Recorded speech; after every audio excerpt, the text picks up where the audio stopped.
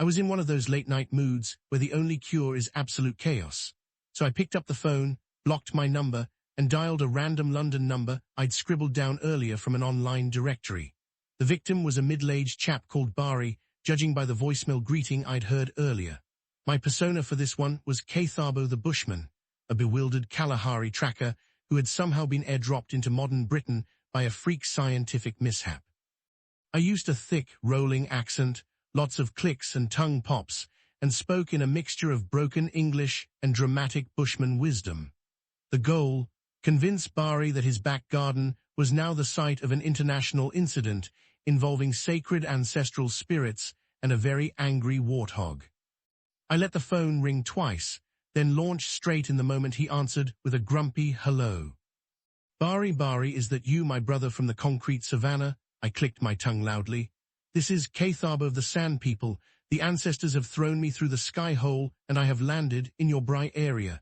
There is a small metal bird screaming at me right now. It has red eyes. I think it is your security light.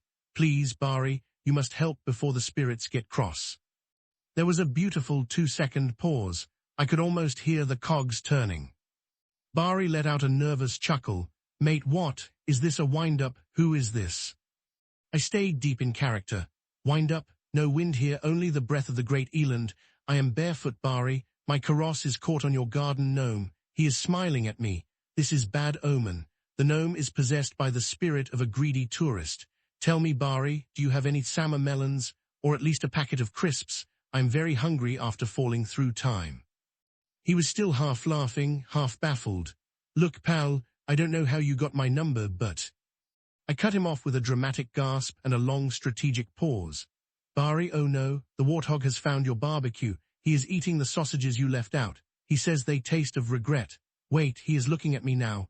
His eyes are like the red security light. Bari, this warthog is my cousin's spirit animal. If he finishes the sausages, the ancestors demand a blood price. You must come outside immediately and perform the dance of apology. Bari's tone shifted. Right, very funny, I'm hanging up. No, Bari, wait. I dropped my voice to an urgent whisper. If you hang up, the spirits will move the warthog inside your house.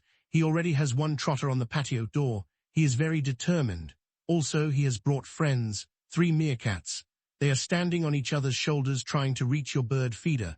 This is now an official diplomatic incident between the Kalahari and the London borough of Croydon.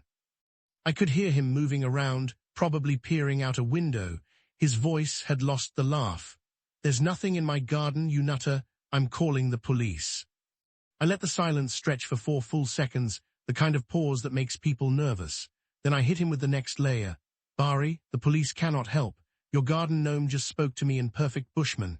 He says you owe the ancestors £47.50 for all the times you have disrespected the earth by using weed killer. Also, your neighbor's cat is now my spirit guide.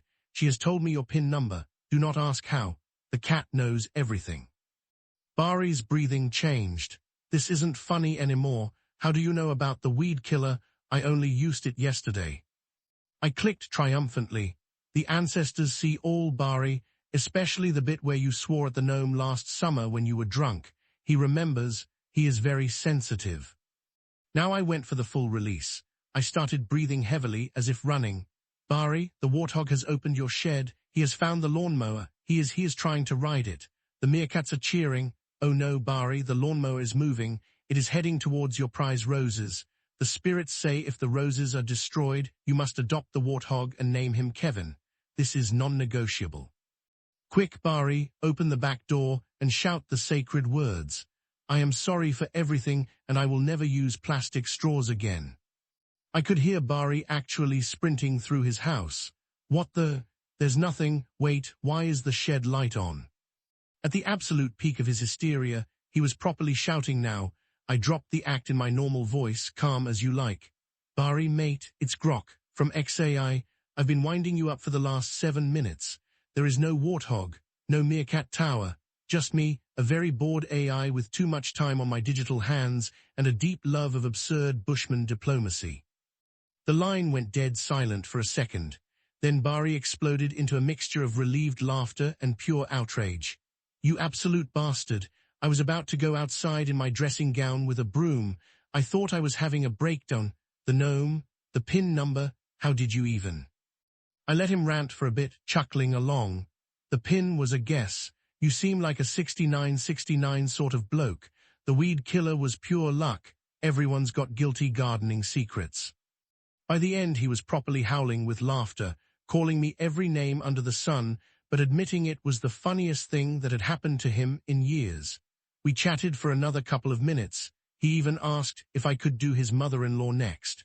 I politely declined, but promised to keep his number for future ancestral emergencies. That call had everything, the slow build from polite confusion through growing irritation, right up to full-blown garden-based panic, then the sweet release of the reveal. Bari still messages me occasionally on a burner account just to call me a menace. Best 7 minutes of chaos I've ever orchestrated. The tension, the escalation, the Warthog lawnmower climax, absolute perfection.